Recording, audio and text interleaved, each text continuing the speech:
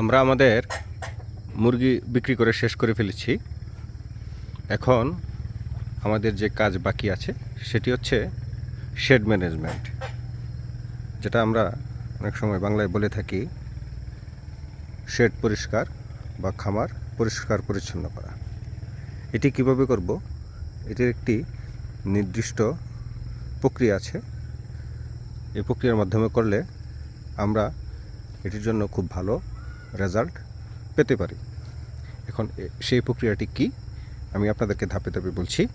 একটি শেড ম্যানেজমেন্টের দুইটি ধাপ থাকে। প্রথমটি হচ্ছে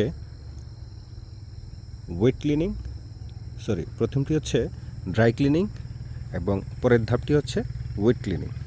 ওয়েট ক্লিনিংটা আমাদের শেডের জন্য প্রযোজ্য না। যাদের শেড মেঝে পাকা করা আছে তাদের জন্য শুধু ওয়েট ক্লিনিং প্রযোজ্য, আর আমাদের জন্য শুধু ড্রাই ক্লিনিং প্রযোজ্য।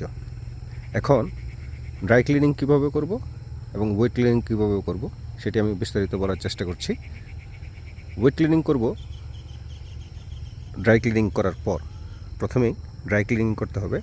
ড্রাই ক্লিনিং যেভাবে করব আমরা, সর্বপ্রথম শেড থেকে খাবারের পাত্র এবং পানির পাত্র শেড থেকে একদম এক কর্নারে নিয়ে যেতে হবে, আদারওয়াইজ আপনাকে বের করে দিতে হবে।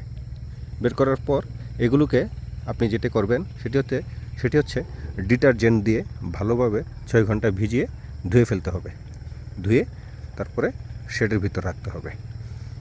অবশ্যই শেড ওয়েট ক্লিনিং করার পর ড্রাই ক্লিনিং যেভাবে করবেন, সর্বপ্রথম স্টেপ সেটি হচ্ছে আপনার খামারের যত লিটার আছে সবগুলো বের করে নেবেন। বের করে নেওয়ার পর উপর থেকে শুরু করে এভাবে যত মাকড়সার জাল আছে সেগুলো ঝাড়ু দিয়ে ব্রাশ দিয়ে যেটি করবেন, যাদের অনেকের খামার আছে বেড়ার সাইডে 1 ফুটের মতো উচ্চতা থাকে, এটি ব্রাশ দিয়ে বা যেখানে ময়লা লাগা আছে সেখানে ব্রাশ দিয়ে ভালো করে পরিষ্কার করতে হবে। মাকড়সার জাল পরিষ্কার, ব্রাশ দিয়ে সাইড পরিষ্কার, লিটার বের করে ফেলা, এই হচ্ছে ড্রাই ক্লিনিংয়ের কাজ। তারপরের যে স্টেপটি আসবে সেটি হচ্ছে ওয়েট ক্লিনিং। ওয়েট ক্লিনিংটি যেভাবে করবেন সেটি হচ্ছে, যাদের ফ্লোর আছে তারা যেটা করবেন, প্রথমে এক দফা পানি দিয়ে ধুয়ে ফেলবেন। ধুয়ে ফেলার পর আবার পানি দিয়ে ভিজিয়ে ডিটারজেন্ট ভালো করে দিয়ে মিনিমাম 6 ঘন্টা আপনাকে অপেক্ষা করতে হবে। অপেক্ষা করার পর সেটি আবার ব্রাশ দিয়ে ভালোভাবে ঘষে যত কর্নার আছে সেগুলোকে আবার পানি দিয়ে পরিষ্কার করতে হবে। এটি করার পর আপনারা আবার যেটি করবেন, ব্লিচিং পাউডার দিয়ে এটিকে আবার 6 ঘন্টা পুনরায় ভিজিয়ে রাখতে হবে। তারপর আবার এটিকে ধুয়ে পরিষ্কার পরিচ্ছন্ন করে ফেলতে হবে। এটি গেল আপনার ওয়েট ক্লিনিংয়ের কাজ। যখন আপনার ফার্ম শুকিয়ে যাবে, পরবর্তী যে কাজটি আপনারা করবেন এটা হচ্ছে ফিউমিগেশন। আপনারা চাইলে এই কাজটি করতে পারেন, না চাইলে নাও করতে পারেন, তবে ফিউমিগেশন করা সবচেয়ে উত্তম, সবচেয়ে ভালো।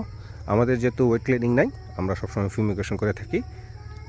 ফিউমিগেশন করার একটি নিয়ম আছে। ফিউমিগেশন যেভাবে করবেন সেটি হচ্ছে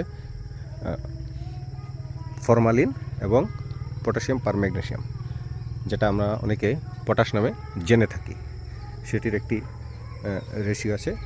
তখন কেমিক্যালের বিক্রিয়া হয়ে ঘরে ধোয়া হয়, তখন আপনি এই কাজটি সম্পূর্ণ হয়ে যাবে। এর রেজাল্ট তারপর আপনি আপনার ফার্মে বাচ্চা বা বড় মুরগি এনে রাখতে পারবেন।